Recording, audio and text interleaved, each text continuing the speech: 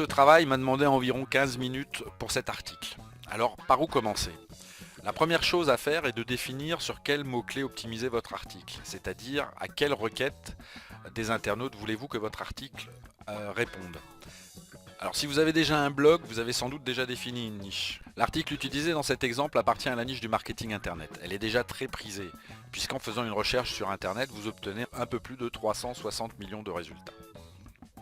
Il va donc être difficile de se positionner sur cette requête, d'autant plus que si nous regardons les résultats de l'outil de recherche Google, même si comme nous le voyons ici, ce terme enregistre à lui seul plus d'1 million de résultats, et pas loin de 5 millions sur les termes dérivés, il va être très difficile de se positionner sur un terme trop générique à mon goût.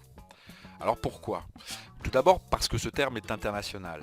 Internet marketing en anglais ou marketing internet qui est utilisé dans les deux langues, le marché n'est pas vraiment destiné qu'aux seuls francophones. Et ensuite parce qu'il est trop générique. Il peut être utilisé en complément d'un autre mot pour bien définir la niche dans laquelle vous voulez vous implanter, formation marketing internet par exemple. Dans notre exemple, je veux créer un blog pour les personnes qui veulent entreprendre sur internet. J'ai donc tout simplement cherché un nom de domaine disponible et j'ai trouvé entreprendre sur internet.fr. Vous remarquerez que certains mots-clés sont déjà présents dans le nom de domaine. C'est sans doute un élément fondamental de votre référencement, mais nous y reviendrons dans une autre vidéo. Maintenant, pour optimiser mon article, je vais aller voir quelles sont les requêtes attachées au terme entreprendre sur internet.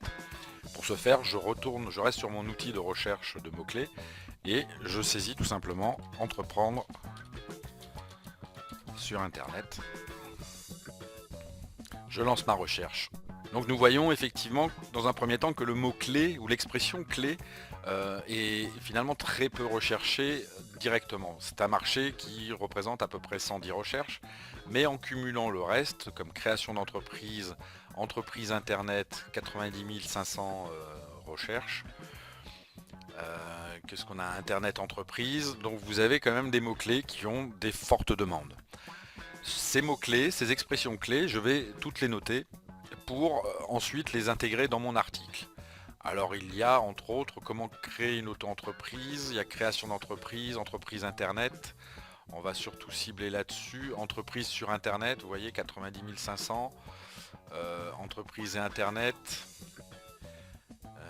qu'est-ce qu'on a? Réussir sur internet. Voilà, tous ces mots-clés, je vais les enregistrer. Donc là, dans cet exemple, j'ai utilisé les mots comment réussir, entreprise internet, création d'entreprise, entreprise sur internet, réussir sur internet, entreprendre et réussir. Voilà les mots-clés que j'avais notés avant avant de modifier mon article. Alors en utilisant l'ensemble de ces mots dans mon article et dans les balises de la page, je vais m'adresser à un public d'environ 400 000 visiteurs potentiels. Vous aurez compris qu'il sera plus facile de se positionner sur un tel marché, mais qu'en accentuant nos recherches, il sera aussi plus facile de leur proposer du contenu et des produits plus ciblés, et donc d'accroître finalement nos chances de gain.